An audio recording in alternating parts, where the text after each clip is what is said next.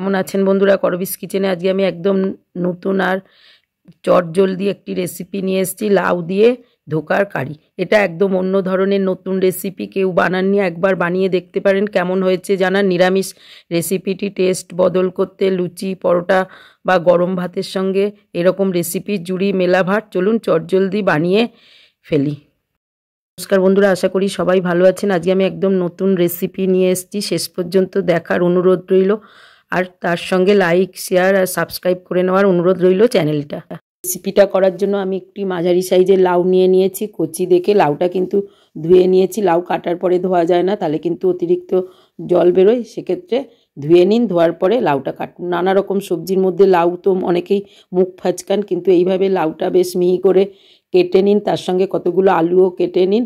এই সমস্ত লাউগুলো ঠিক দেখুন এরকমভাবেই কাটা হবে, যেটা রেডি করে নিয়েছি। তার সঙ্গে কিছু ধোকা আমি রেডি করে নিয়েছি। কড়ার মধ্যে তেল যোগ করেছি, সর্ষের তেল 2 টিস্পুন মাপের। তেলটা গরম হয়ে যাওয়ার পরে প্রথমেই কিন্তু আমি ধোকাগুলো একটু ভেজে নেব। ধোকা আমার চ্যানেলে অনেক আছে বন্ধুরা, আপনারা ইচ্ছা করলে দেখে নিতে পারেন, আমি লিঙ্কটা দিয়ে দেবো। আর চটজলদি যদি বানাতে চান সেভাবেও করা আছে। এইবার ততক্ষণে এই যে লাউটা আর আলুটা কেটে নেওয়া হয়েছে সেটাই রেখে দিয়েছি। এবার ধোকাগুলোও সেই ফাঁকে বেশ লাল লাল করে ভেজে তুলে রেডি করে নেব। এবার একটু তেলের মধ্যে জিরে ফোড়ন দিলাম আর শুকনো লঙ্কা একটা ফোড়ন দেওয়ার পরে প্রথমে আলুগুলো দিয়ে একটু ভেজে নেব। আলুগুলো একটু ছোট করে কাটলে ভাজতে ভাজতেই কিন্তু 50% হয়ে যায়। এইভাবে আলুগুলো ভেজে রেডি করে নিলাম।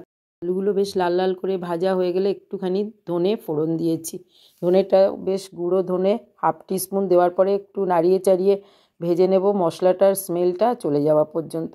এইবার দিয়েছি আমি, দেখুন, মুগ কড়াই, ছোলা আর একটু বাদাম আমার ভেজানো ছিল, সেগুলোই আমি 1 মুঠো যোগ করেছি। না হলে আপনারা কেবল ছোলা ভিজিয়েও দিতে পারেন, আর এটা বেশ শরীরের পক্ষেও উপকারী। এইভাবে এবার হয়ে যাওয়ার পরে লাউটা যোগ করেছি। আপনারা ভাবছেন লাউটা প্রেশার কুকারে দেবো, তাহলে কিন্তু অতিরিক্ত জল বের হবে আর লাউয়ের মধ্যে মশলাটা তখন কম ঢুকবে আর এতটা টেস্টি রান্নাটা হবে না। যাই হোক, নাড়িয়ে চাড়িয়ে একটু চাপা দিয়ে দিয়ে করতে থাকুন এইভাবে যতক্ষণ লাউটা একটু কষে যায়। এবার 1/2 ইঞ্চি আদা আর 2-3টে কাঁচা লঙ্কা আমি কুচিয়ে নিয়ে আর আদাটা ক্রাশ করে নিয়ে যোগ করে দিয়েছি। এইভাবে নাড়িয়ে করব আর চাপাটা দিয়ে দেবো। দেখুন, যত চাপা দিয়ে করবেন তত জলটা বেরিয়ে যাবে। একটা তেজপাতা যোগ করে দিলাম। তেজপাতার স্মেলটা বেশ সুন্দর লাগে। আর আমি 1/2 কাপ দুধ নিয়ে নিয়েছি, ধোকাগুলো ভেজে নিয়েছি, রেডি করে রেখেছি। আবার একটু চাপাটা খুলে দেখাচ্ছি। দেখুন আস্তে আস্তে বেশ নরম হয়ে গেছে, কিন্তু আমি এখনও লবণ যোগ করিনি। লবণ টেস্ট অনুযায়ী আর 1/2 চামচ লঙ্কার গুঁড়ো যোগ করে দিয়েছি। এবার ভালো করে মিশিয়ে দেবো। এবার চাপা দিয়ে দিন বন্ধুরা, যতটা লাউয়ের এক্সট্রা জল আছে সব কিন্তু ছেড়ে দেবে আর আরও কতটা নরম হয়ে গেছে। এবার দুধটা ঢেলে দিন। চাইলে আপনারা আরেকটু দুধ দিতে পারেন বা জলের পরিমাণও কিন্তু এই সময় একটু বাড়িয়ে দিতে পারেন গ্রেভিটা বেশি করার জন্য। আবার মাখা মাখাও করতে পারেন। যাই হোক, ঠিক কালারটা এরকমই সাদা থাকবে। আমার লাইটের জন্য একটুখানি এরকম এসেছে। এবার ধোকাগুলো যোগ করে দিচ্ছি এই ফাঁকে।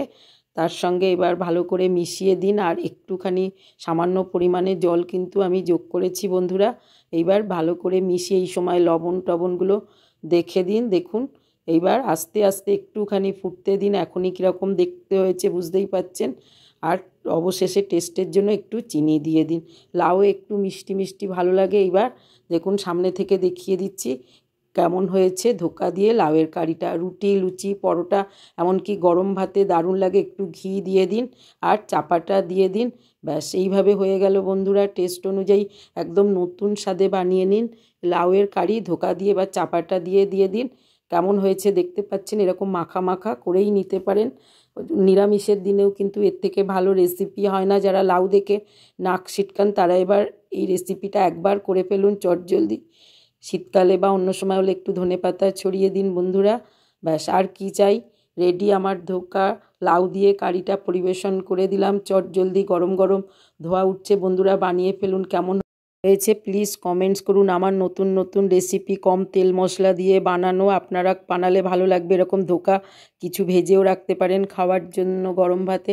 এবার ভেতর থেকে দেখুন লাউয়ের কারিটা আপনাদের দেখাচ্ছি গ্রেভিটা কেমন হয়েছে। গরম ধোয়াওলা তরকারি আর গরম ভাত, লুচি, রুটি, পরোটা যার সঙ্গে খাবেন বন্ধুরা জমে যাবে একদম। কালারটাও দেখছেন কত একদম অন্য ধরনের। আর সুগারের পেশেন্টরাও কিন্তু এই রেসিপিটা খেতে পারেন। সেক্ষেত্রে চিনিটা একটু স্কিপ করলেই হলো। আজ আসি।